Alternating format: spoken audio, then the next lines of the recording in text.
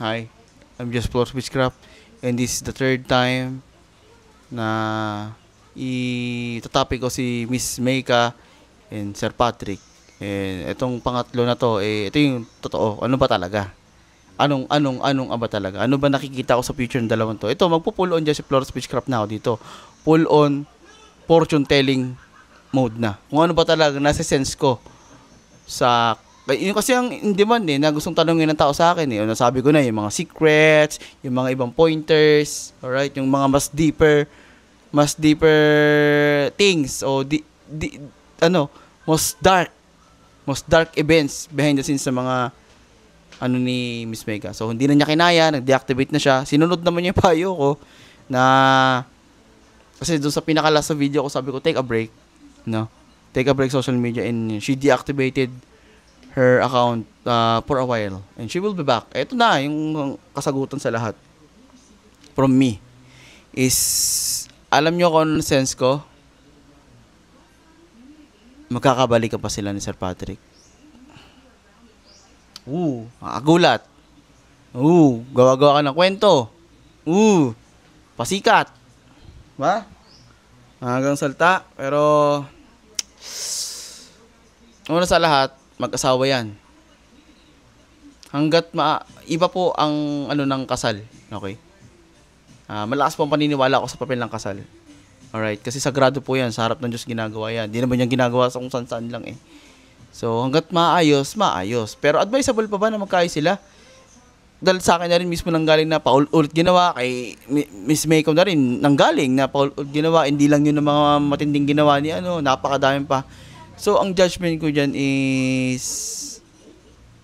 kung ako yung nasa posisyon na yon, kung ako man yung lalaki o kung man yung babae, pero i-set aside ko yung sarili ko, this isn't about me, and this isn't about you guys. This is about them.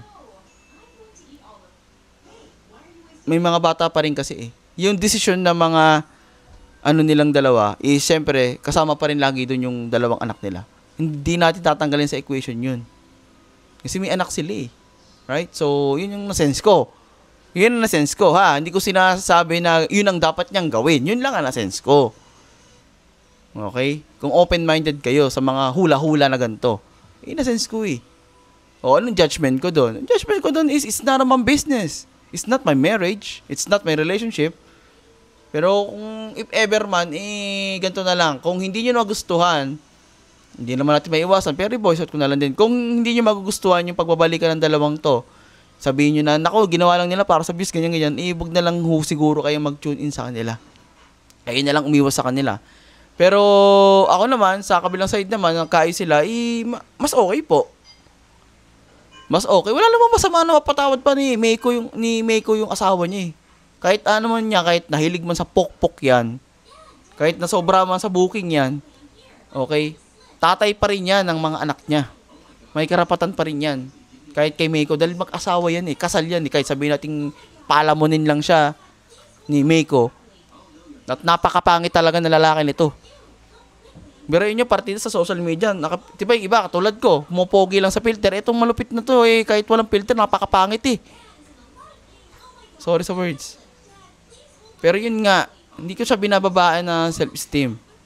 Hindi ko inaano yung niya, na hindi naman lahat ng pangit ganyan nga. Pero kung pangit ka at hindi ka naman manluloko, wag ka ma-open. Dapat nga mas ma-open yung mga may itsura na hindi naman manluloko Right? Reverse psychology.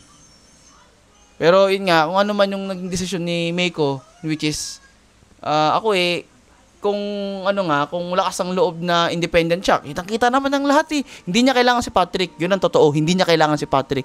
Kaya niyang buhay ng sarili at mga anak niya nang wala si Patrick. Pero yung pagpapatawad, choice niya yun. Kumbaga, pagmamahal pa din yun.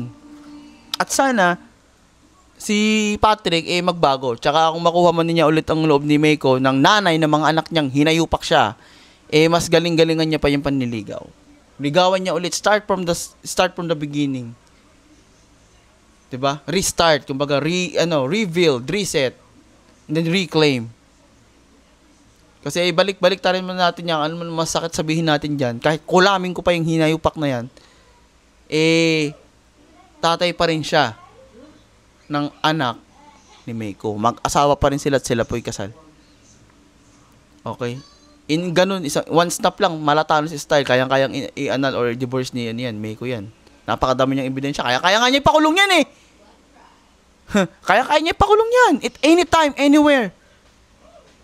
Kaya niya sa dami ng ebidensya. Pag may ebidensya ang isang tao, kaya ipakulong yan. So, my judgment is, dun sa ano nila, sa pagbabalikan nilang nasa-sense ko, kung yun ang future na nakikita ko, hindi ko po pwedeng anuhin yan. Hindi ko pwedeng nakikita nito, hindi ko babalikan lalo. Wag naman sana. Kumbaga, mag-take a break.